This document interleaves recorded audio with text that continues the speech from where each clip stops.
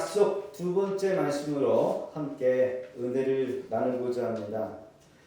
한 해에 많은 아이들이 태어나면서 버려지거나 많이 죽게 된다고 합니다. 어제 신문 일자를 보니까 무인텔에서 아기가 버려졌다. 기사가 올라와서 떠들썩했습니다. 무인텔, 관리한 사람이 없는 여인숙, 모텔을 말하는데 여러분 이런 곳에 아기를 데려와서 2시간 정도 있다가 아이만 두고 엄마만 가버린, 그래서 경찰이 신원을 파악해서 엄마에게 전화를 했더니 다시 찾아오겠다 얘기하고 잠적했다라는 겁니다. 물론 여러 가지 이유가 있겠지만 결혼하지 않은 상태에서 임신, 혼자 미혼모인 상태에 아이를 키우는 것이 두려워서 힘들어서 아이를 버려두고 가지 않았을까. 우리나라 한 해에 해외 입양되어서 버려진 아이들이 너무나 많다고 합니다. 자살률도 세계 1위, 아이들 갖다 버리는 것도 세계 1위. 예. 서울 관악구의 한 교회가 베이비 박스를 설치해서 아이를 키울 수 없는 이 미혼모들을 위한 아이 살리기 시스템을 운영하고 있다고 합니다. 주변에 있는 동네 사람들은 집값 떨어진다. 예. 관악 구청에 시청에 민원을 넣어서 그것 만들지 말라고 없애라고 이야기를 하고 있다는 거죠. 한 해마다 200명가량의 아이들이 이곳에 버려지고 있다고 합니다. 그나마 죽지 않고 보호시설에 보내지든지 아니면 키우려고는 의지가 있는 그런 엄마가 있다라고 하면 여러 가지 필요한 물품을 지원하며 돕는다라고 합니다. 오늘 왜 아침부터 목사님이 고아 아이 버리는 거 이야기할까? 그것은 바로 오늘 본문 출애굽기 2장의 시작이 바로 모세의 이 출생에 관한 이야기라는 거죠. 남의 나라 땅, 남의 지역에 살고 있는 이 히브리 백성들, 이 히브리라고 하는 뜻은 강을 건너온 사람들이라고 하는 의미를 가지고 있다고 합니다. 결국 당시 시대에 살고 있는 이 애굽 사람들과 절대로 섞일 수 없는 그런 사람들이 바로 히브리 사람들이었다는 겁니다. 극단의 조치로 히브리 사람들의 인구를 조절하고 인구 제한을 실시할 수밖에 없는 이런 상황 속에서 그 와중에 세 번째 아이, 남자아이가 태어나게 되는데 결국 이 가정이 이 아이를 키울 수 없게 되니까 당시 나일강에다가 갈대상자를 담아 띄울 수밖에 없는 그런 이 비극적인 상황이 이 가정에 있었다는 거죠. 오늘 우리가 읽은 본문 레위 가정의 한 사람이 가서 레위 여자에게 장가를 들어 아이를 임신을 하게 되는데 이 태어난 아이가 너무 보니까 더 잘생겼다는 거죠. 특별한 은혜가 이 엄마 눈에 보이기에 그냥 어떻게 할 수 없어서 석 달 동안 아이를 숨겼다는 겁니다. 3절의 기록을 보니까 더 숨길 수 없게 되매 그를 위하여 갈대 상자를 가져다가 역청과 나무진을 치라 아기를 거기에 담아 나일강에 띄울 수밖에 없는 그런 상황이 되었다는 겁니다. 버려지는 아이의 입장, 이를 지켜보고 있는 부모, 또 그의 가족의 구성원들, 여러분 얼마나 가슴 아프고 아팠을까? 가끔 제가 두 번째 우리 막내 아들에게, 셋째죠, 셋째 아이에게 너 갖다 버린다 이렇게 농담으로 하는데 아이가 알아요. 나 갖다 버리면 아빠도 못 보고 엄마도 못 보고 아주 그러면서 입을 삐죽삐죽 내밀면서 자기를 불쌍하게 여기는 그런 모습을 이렇게 합니다. 그러니까 아이가 이제 말을 하니까 이게 힘든 거죠. 농담으로 해도 안 되지만 아이가 아빠가 장난하는 줄을 알고 그런 말을 이렇게 하는 것을 보게 됩니다. 여러분 그러나 이거는 장난이 아니라는 거죠. 얼마나 가슴 아프고 얼마나 괴로웠을까. 저는 오늘 이 본문을 깊이 묵상하고 설교를 준비를 하면서 이런 질문이 던져지게 되더라고요. 하나님, 도대체 이 시점에서 하나님은 무엇을 하고 계시는 것입니까? 당신의 백성들 남의 나라 땅에서 그 고통 가운데 있는 이 고통의 상황 가운데 하나님, 당신은 지금 무엇을 하고 계시는 것입니까? 이것은 듣는 우리 성도들, 오늘 우리에게 적용을 해보겠다라고 한다면 바로 이렇게 한번 생각해 볼 수 있다는 거예요. 하나님, 우리가 기도하고 부르짖는데 도대체 어디 계시는 것입니까? 하나님, 내가 이렇게 힘들고 괴로운 상황 가운데 있는데 하나님, 당신은 어디 계시는 것입니까? 도대체 왜 내게 이런 어려운 일, 어려운 문제, 난해한 것들을 하나님 허락하시는 것입니까? 하나님, 하나님은 나에게 관심이 없으신 것입니까? 이것은 인류의 죄를 짊어지시고 십자가에서 죽으시는 예수님의 절규와 이어질 수 있다는 겁니다. 엘리 엘리 라마 사막다니, 하나님 하나님 어찌하여 나를 버리셨나이까. 여러분, 신앙생활하다 보면 힘들고 외롭고 또 질병이나 또 해결되지 않는 문제로 인해서 너무나 힘들 때가 있어요. 그럴 때마다 우리는 탄식하게 돼요. 하나님, 도대체 어디 계시는 것입니까? 하나님, 나를 버리셨나이까?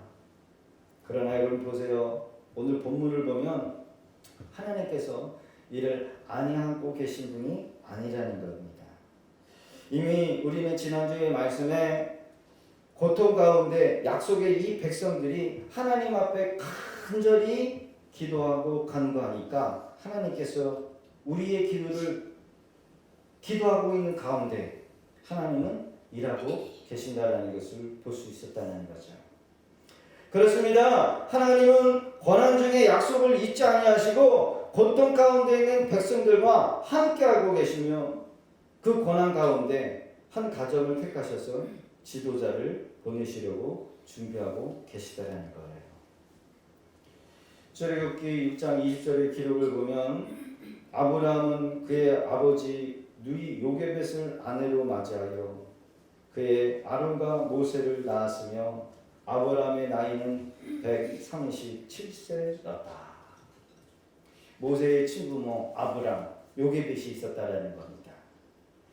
성경을 구체적으로 보면 아브라함과 이 요게벳을 통해서 모세의 친형 7살 아마 차이가 난 아론이 있었고 누이 선지자 미리암이 있었다는 것을 우리가 엿볼 수 있어야 한다는 겁니다. 여러분, 나중에 이 형과 이 아론이죠. 아론과 미리암, 누이는 중요한 역할을 감당하게 하는 하나님의 사람으로 쓰게 되는 것을 보게 됩니다. 아론과 미리암이 아마 그 전에 살아남을 수 있었던 것은 아마 이 애굽왕 바로의 박해가 그 이전에는 없었고 모세가 태어나는 그 시점쯤에 아마 일어나지 않았을까. 하나님께서는 이러한 박해 가운데에서도 당신의 백성들에게 하신 약속, 그 약속을 잊지 않고 계시다는 거예요.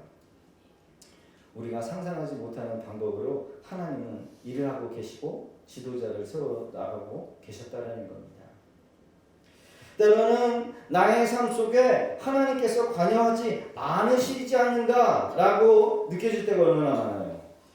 때로는 내 인생이 내가 원하는 방향, 내가 뜻하지 않는 방향으로 생각될 때가 얼마나 많습니까? 사랑하는 성도 여러분, 오늘 주시는 말씀을 통해서 하나님은 일하고 계시고 고난 중에서도 약속을 잊지 않으신다는 거죠. 우리의 주변 사람들을 통해서 일하고 계심을 여러분 믿으실 수 있기를 바랍니다. 그래요. 오늘 모세를 통해서 하나님께서는 고난 가운데서도 사람들을 준비해 가고 계셨다는 겁니다. 하나님은 고난 가운데서도 하나님의 사람들을 통해서 하나님의 일들을 이루어 가시는 분이라는 거예요. 모세라고는 이름은 끌어내다, 들어 올리다. 히브리어의 의미는 그런 의미를 가지고 있대요. 나일강에 던져진 아기, 애굽의 바로왕의 공주에 의해서 건져진 후에 그의 양아들이 되는데 그 바로는 아기의 이름을 모세. 그러나 이 애굽의 이름의 모세라고 하는 것은 제가 지난주에도 말씀해 드린 것처럼 나의 사랑하는 아들이다. 내 아들이다. 이런 의미예요. 그러니까 부를 때마다 내 아들, 내 아들. 내가 물에서 건진 아들. 그러나 이 히브리어로는 끌어내다, 들어올리다, 구원해내다 이런 의미가 담겨져 있는 거예요. 출애굽기 2장의 시작은 레위 사람이 장가들면서 한 아기가 태어납니다. 이 아이를 통해서 하나님께서는 고통 가운데 있는 당신의 백성들을 구원하기로 준비하고 계셨다라는 거예요. 그 이름이 뭐냐? 위대한 지도자 모세. 그런데 이 모세를 인도하는 과정에 모두 5명의 사람들을 하나님이 준비시키셨다는 거죠. 첫 번째는 히브리 산파 시브라와 브라라고 하는 사람이었어요. 애굽 왕 바로는 히브리 산파를 부릅니다. 남자아이가 태어나면 죽이고 여자아이가 태어나면 살려두라. 그러나 이 산파들은요 하나님을 두려워했어요. 애굽 왕의 명령을 어기면 죽을 걸 알고 있지만 남자아이를 태어나면 아들이 살려버렸다는 겁니다. 히브리 산파 하나님을 두려워해요. 임금의 어명을 두려워하기보다는 하나님을 더 두려워하면서 결국 모세는 구사일생으로 골든타임을 넘길 수가 있었다는 거예요. 두 번째는 어머니 요게벳입니다. 이 본문에 보면은 아름답다, 잘생겼다라고 하는 뜻이 있지만 신앙적인 믿음의 안목으로 이 모세를 바라봤다는 겁니다. 특별히 하나님께서 이 아이에 대한 은혜가 있을 것이다 라고 하는 믿음이 이 어머니 요게벳에서 있다라는 겁니다. 결국 하나님께서 이 아이를 하나님이 존귀하게 쓸 거라고 하는 믿음이 어머니에게 있었다는 거죠. 결국 이 어머니의 믿음과 신앙이 나중에는 모세에게 큰 영향을 주게 됩니다. 세 번째는 모세의 누이 미리암이죠. 아기가 갈대상자에 뛰어 나일강에 흘러가게 될 때 이 갈대상자에 흘러가는 아이를 끝까지 쫓아가요. 공주가 이 갈대상자에 발견되어질 때 어머니를 유모로 소개하는 역할을 하게 하는, 결국 모세는 어머니에서 품게 되어지고 어머니의 젖을 먹으면서 자라게 되지만 그의 신분은 바로의 공주의 아들로 바로 안에서 바로의 궁에 바로가 교육받고 있는 모든 이 특권을 받게 하는데 결정적인 역할을 한 사람이 바로 미리암이었다는 겁니다. 네 번째로는 바로의 딸이라는 거예요. 바로의 공주 나일강에 목욕하러 나갑니다. 어린 아이의 우는 소리를 들으면서 이 아들로 삼게 되는 거죠. 결국 강에서 건진 이 아기 왕자가 되고 최고의 교육과 환경 속에서 애굽의 귀족으로 만들어 가는 거죠. 결국 모세는 바로의 공주를 만나게 되지만 이 뒤에 누가 계셨어요? 하나님이 계셨다는 거예요. 마지막 다섯 번째는 바로의 딸 시녀들입니다. 아기의 모세를 데려와서 돌보았던 시녀들이었어요. 오늘 말씀의 5절을 기록을 보니까 바로의 딸이 목욕하러 나일강으로 나오고 시녀들은 나일강을 거닐 때 그 갈대 사이의 상자를 보고 시녀를 보내어 가져다가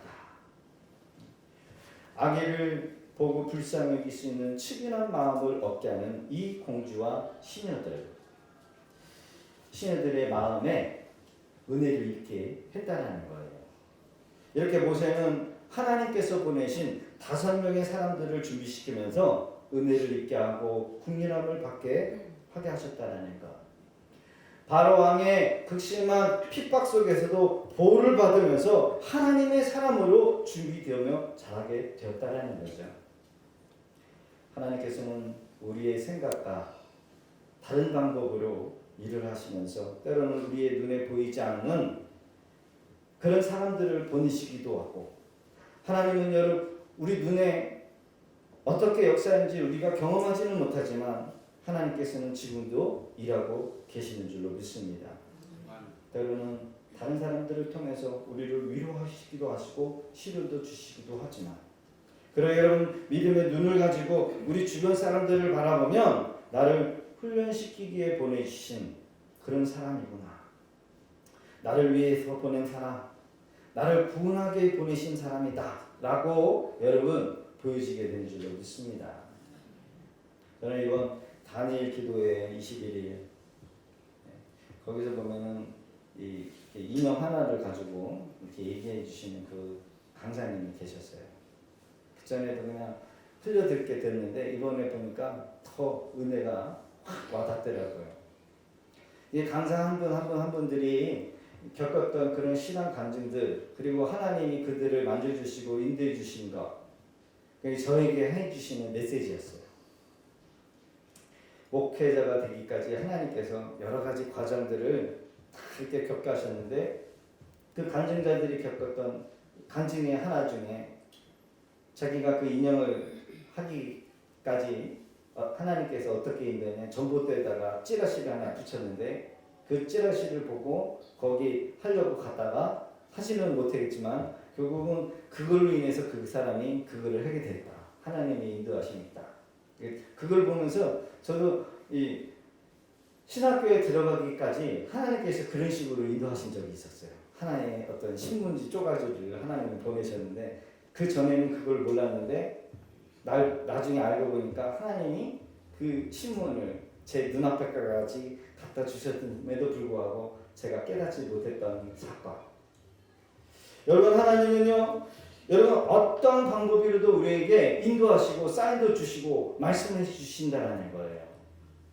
그리고 여러분요, 고난 중에서도 하나님의 약속의 말씀을 바라보면서 여러분 승리할 수 있어야 한다는 겁니다. 모든 것이 합력하여 선을 이루시는 하나님. 그래요 여러분요, 고난 중에서도 하나님께서 일하고 계시다는 겁니다.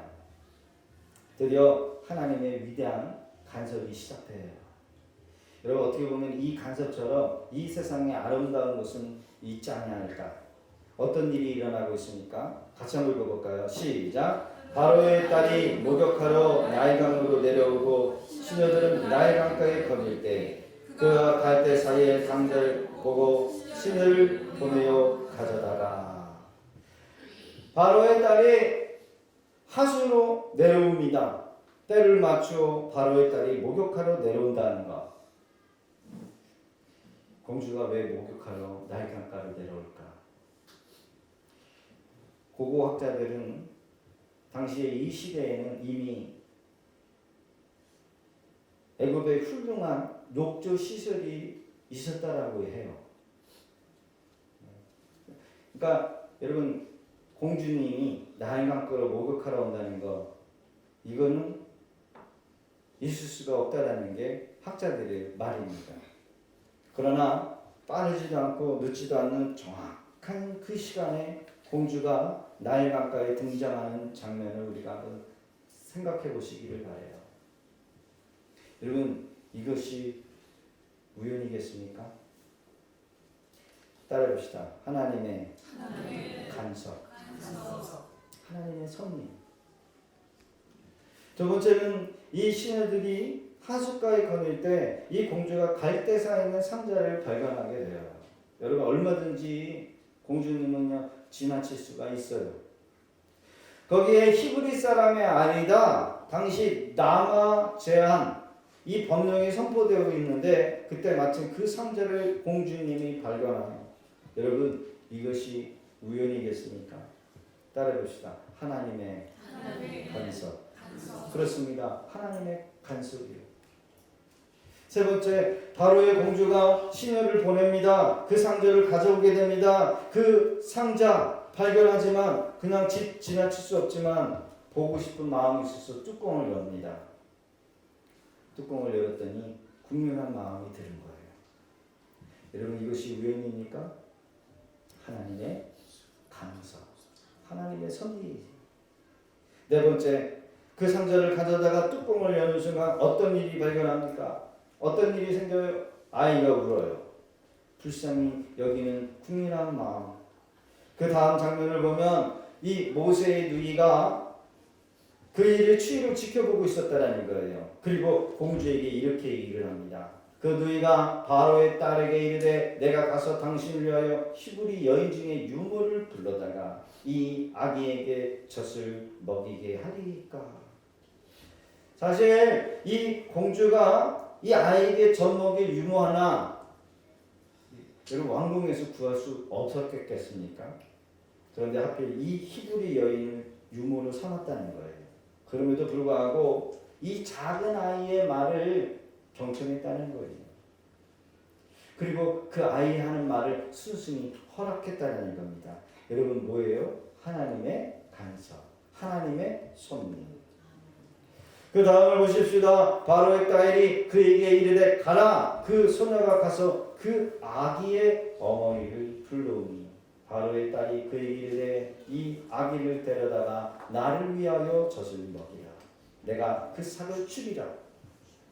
여인이 아기를 데려다가 젖을 먹였더니 당시 애굽에서는 유모를 맡겨서 아이에게 젖을 물리게 하면 4년 후에 집으로 돌려주곤 했다고 합니다. 결국 이 모세의 어머니가 모세의 양육을 맡으면서 바로의 무서운 통치 속에서 바로의 양아들로 양육비까지 받아가면서 황실의 자녀가 되게 하시고 황실의 모든 권한을 다 누리게 하는 것. 여러분 이 기가 막힌 이야기가 우연일까요? 따라해봅시다. 하나님의 섭리, 하나님의 간섭. 특별히 우리가 생각하기로 약속의 백성들이 고난 가운데 있는데 왜 하나님은 어디서 무엇을 하고 계시며 어떤 일을 하고 계십니까? 반문할 수 있어요. 저는 설교의 속에 그랬다니까요. 도대체 고난 가운데 있는 이 백성들, 약속의 백성들을 하나님 버려두시고 어디 계시는 것입니까? 레위인의 가족을 통해서 하나님께서 어떻게 일하고 계시는지를 우리가 볼 수 있어야 돼요. 이 모든 일들이 여러분 우연으로 보일 수 있겠지만 역사의 배후에 계시는 사건 배후에 계시는 하나님께서 일하고 계심을 볼 수 있어야 한다는 거예요. 우리의 모든 일상에서 하나님께서 아니 계신 것 같고 없어 보이는 것 같지만 하나님께서는요 지금도 우리를 위하여 일하고 계십니다. 우리를 위해 사람을 보내셔요. 우리를 만나고 만날 수 있도록 계획하고 계시는 줄을 믿습니다. 엊그저께 우리 박성철 집사님하고 잠깐 이렇게 앉아가지고 얘기를 나눴는데 박성철 집사님이 자기가 이제는 하고 싶은 거 찾았다고 이렇게 고백을 하시더라고요. 그러면서 어느 한 가정에 그 믿음의 가정을 만나게 됐는데 그 가정이 우리 가정하고 가족 구성원이 똑같다는 거예요. 그리고 교회에서도 하는 게 똑같다는 거예요. 교회에서도 찬양으로 봉사를 하는데 아내도 싱어를 하고 자녀들은 찬양할 때 악기를 만들었는데 그 남매가 똑같다는 거예요. 그리고 지금 하고 있는 것도 똑같이 만났는데 너무나 이게 우연이라는 거죠. 우리의 만남은 우연이 아니야. 그러면서 우리 집사님은 확신을 갖더라고요. 여러분 우연입니까? 우연이 아니에요. 여러분들을 구원하시기 위하여 신영선 목사를 어릴 적부터 목회자로 준비시키시면서 신학 공부를 그 어려운 신학 공부를 10년, 15년씩 시키셔가지고 학교를 보내고 이곳 알지도 못하는 양곡과 구례 지역에 교회를 세우게 하시사 누구를 구원하기 위하여? 여러분들을 구원하기 위하여. 여러분들이 주인공인 줄로 믿습니다. 이곳에 믿음의 교회라고 하나님이 세우셔서 여러분들을 구원하시기 위하여 보내주신 거예요. 지금도 하나님은 일하고 계십니다. 누구를 위하여? 나를 위하여. 할렐루야. 한서평에 갈대 상자라고 하는 표현이 있다고요. 한 토막 읽고 우리 해설의 찬양팀이 찬양을 준비했는데 한번 은혜 받기를 원해요. 갈대 상자. 사람의 눈에 보기에 갈대상자는 절망의 상자이며 불행의 절정이다. 갈대상자는 불행한 시대에 어떡하다 보니 태어나 어머니로부터 버림받아 나일강에 던져진 무의미한 상자에 불과했다. 아무도 주목하지 않은 상자, 그러나 갈대상자를 뚫어지게 주목하여 보시는 분이 계셨다. 강에 던져진 갈대상자 운전하고 계시며 갈대상자 목적지를 향해 안전하게 갈 수 있도록 바람의 방향과 속도를 조정하는 분이 계셨다. 그분이 우리가 못 견디게 사랑하시는 주님이다. 우리를 주목하여 보시는 분, 갈대상자는 선장도 없고 키도 돛대도 없는 이상한 데다. 그러나 사실 그 상자 안에는 하나님의 목적이 있으며 이스라엘의 리더십이 있다. 그리고 섬세한 그분의 손길이 충만한 상자이다. 그렇다 세상의 끈이 끊어지면 하나님의 끈이 되어주신다. 갈대상자가 어머니의 손을 떠나는 순간에 하나님이 갈대상자를 장악하여 개입해 주셨다. 어떤 의미에서 보면 우리 한 사람 한 사람은 갈대상자에 불과하다. 어떻게 하루하루를 살아가는 것인지, 말도 안 되는 고난의 끝은 언제인지, 도대체 하나님은 나를 살릴 것인지 죽일 것인지, 이러다가 내 인생이 이렇게 끝나는 것은 아닌지, 날마다 불안하고 날마다 두렵고 날마다 걱정이 태산이다. 그러나 염려하지 마라. 당신이 갈대상자라면 소망이 있다. 갈대상자는 보통의 상자가 아니기 때문이다. 갈대상자에는 하나님의 선하신 목적이 충만하다. 목적이 이끌어가는 상자가 갈대상자이다. 이러므로 갈대상자는 하나님이 목적이 이룰 때까지는 절대로 뒤집히지도 않으며 마구밥이 되지도 못할 것이다. 다만 죽을 것 같고 뒤집힐 것 같을 뿐입니다. 그런 느낌일 뿐이지 실상은 아니다. 갈대상자는 하나님이 동행하시는 상자이다. 사탄이 뒤집지 못하며 세상이 막을 수도 없을 것이다. 공감이 되시나요? 네. 오늘 헬스드 찬양 때문에 준비한 찬양은 함께 또 은혜 받기를 원합니다.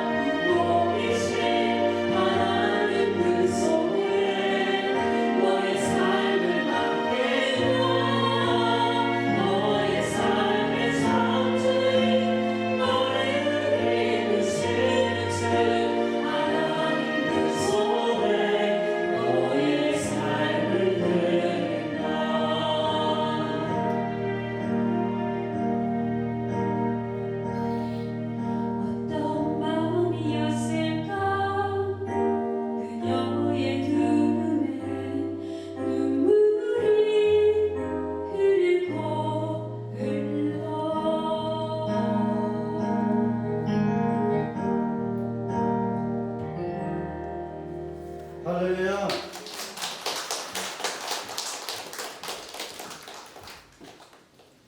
하나님께서는 고난 중에 있는 당신의 백성들에게 하신 약속을 잊어버리지 않으십니다. 예수 그리스도를 믿는 우리의 삶 속에도 하나님께서 신앙을 지키기 위해서 믿음으로 살고 있는 우리 성도들, 삶 가운데 우리에게 당면한 고난과 시련들, 여러분 잊지 아니하신다는 거죠. 사랑하는 성도 여러분, 하나님은 나를 사랑하십니다. 사랑하는 성도 여러분, 우려는 없습니다. 모든 것이 필요하기에 우리에게 허락하셨다는 거예요. 그러게 고난 중에도 하나님의 약속된 말씀을 붙잡아 나아가 승리하는 우리 복된 성도들 다 되시기를 주의 이름으로 축복합니다. 기도하겠습니다.